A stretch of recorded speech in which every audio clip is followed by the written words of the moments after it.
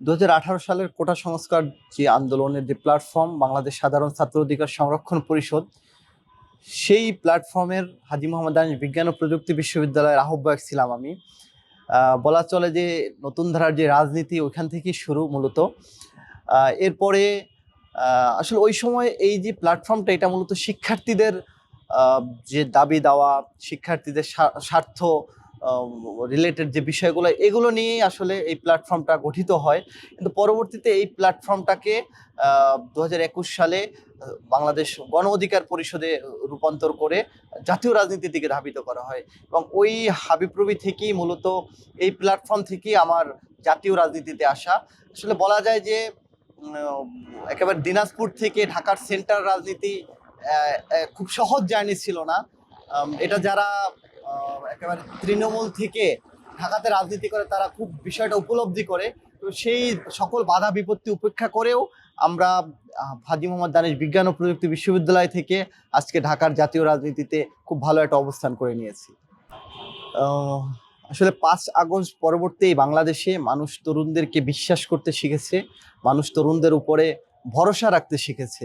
সেই জায়গা থেকে আমরা গণ অধিকার পরিষদ সবসময় বলেছি যে কোটা সংস্কার আন্দোলন আমরা সফলভাবে 2018 সালে সম্পূর্ণ করলেও দেখবেন যে শেখ হাসিনা কিন্তু 2024-এ এসে এটা নিয়ে আবার তালবাহানা করেছে। তো আমরা শঙ্কিত যে আসলে এইভাবে সংস্কারের কথা বলে যে ক্ষমতায় আসবে তারাই সেই সংস্কারটাকে আবার তাদের নিজেদের মতো করে নিবে।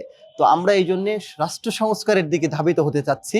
তো রাষ্ট্র সংস্কারের জন্য ধাবিত হওয়ার জন্য আসলে জাতীয় রাজনীতির বিকল্প কোনোভাবেই সম্ভব না। এই জন্যে গণ অধিকার পরিষদ সিদ্ধান্ত নিয়েছে তারা জাতীয় রাজনীতিতে পদার্পণ করবে। এবং এই ধারাবাহিকতা আপনারা জানেন যে সামনের যে নির্বাচন, এই নির্বাচনে গণ অধিকার পরিষদ 300 আসনে প্রার্থী দিয়েছে। আমার সংসদীয় আসন 110, পটুয়াখালী 1। এখান থেকে গণ অধিকার পরিষদ আমাকে মনোনীত করেছে এবং আমি মনোনীত হওয়ার আগে এবং পরে থেকেই মানুষের সাথে মিশেছি। তাদের দুঃখ, তাদের যে আশা, এলাকার জন্য কি করতে হবে, এইসব নিয়ে আমরা কথা বলেছি। এবং এই জায়গা থেকে যেই জিনিসটা উপলব্ধি করেছি যে মানুষ আসলে জনপ্রতিনিধিদের কাছে যেতে চায়, তারা চায় জনপ্রতিনিধিরা তাদের কাছে যাক, তাদের দুঃখ কি, এলাকার উন্নয়নে তারা কি ভূমিকা রাখবে, এই বিষয়গুলো থেকে তারা কথা বলুক। এবং আমরা উঠান বৈঠক করেছি, আমরা হাট সমাবেশগুলো করেছি, সেখানে দেখেছি যে মানুষ চেয়েছে তাদের উন্নয়ন। এবং আমরা সবসময় যেই জিনিসটা বলেছি যে বাংলাদেশে দেখবেন যে এমন একটা প্রেক্ষাপট যেখানে জনপ্রতিনিধি যখন নির্বাচন করা হয় তখন তার বয়স 60, 70 কিংবা 80-র উপরে হয়ে যায়। তো এই বয়সে তখন সে নিজেকে সামাল দিতেই তার কষ্ট হয়ে যায়।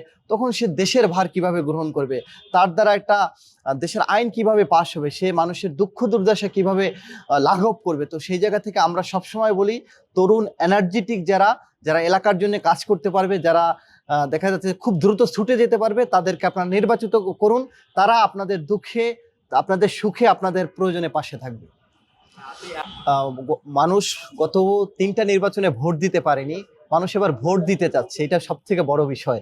এবং মানুষ যেই জিনিসটা এতদিনে অ্যাওয়ারনেস তৈরি হয়েছে যে মানুষ যোগ্য সৎ প্রার্থীকে ভোট দিতে চাচ্ছে এবং যারা এলাকার উন্নয়নে কাজ করবে। আপনি দেখুন যে তরুণ প্রার্থী যারা, তারা কিন্তু মাঠে নতুন, কিন্তু তারা তাদের কমিটমেন্ট কিন্তু রক্ষা করে। কিন্তু এর প্রতিদ্বন্দ্বী যারা, তাদেরকে তাদের চরিত্র, তাদের যে কাজকর্ম কিন্তু মানুষ দেখেছে এবং দেখার পরে তারা কিন্তু জাজমেন্ট করেছে। জাজমেন্ট করার ফলেই কিন্তু তারা তাদেরকে ভোট দেয়নি বিগত নির্বাচনগুলোতে। এবং বলতে পারেন যে ভোট দেওয়ার সুযোগ পায়নি, তাদেরকে ভোট দেওয়ার সুযোগ তো 2009 সালেও পেয়েছিল, তখনই কিন্তু তারা তাদেরকে ভোট দেয়নি। তো এই সময় আমরা মানুষের কাছে গিয়েছি এবং দেখেছি যে মানুষ নতুনত্ব চাচ্ছে। মানুষের এই নতুনত্বকে আমরা কাজে লাগাতে চাচ্ছি। আর আমাদের মার্কা ট্রাক আমাদের গণ অধিকার পরিষদের প্রতীক হিসাবে নতুন হলেও এটা কিন্তু গ্রামগঞ্জে পরিচিত মার্কা। এবং যে দামি নির্বাচনগুলোতে কিন্তু দেখা যাচ্ছে যে এই ট্রাক প্রতীক ছিল এবং মানুষ এই ট্রাকটাকে জাতীয় নির্বাচনের মার্কা হিসেবে অনেকভাবে দেখেছে এবং এটা খুবই জনপ্রিয় একটা মার্কা ট্রাক। আমরা আশাবাদী মানুষ এই ট্রাকে, গণ অধিকার পরিষদকে এবং তরুণদের এই নতুনত্বকে তারা গ্রহণ করবে।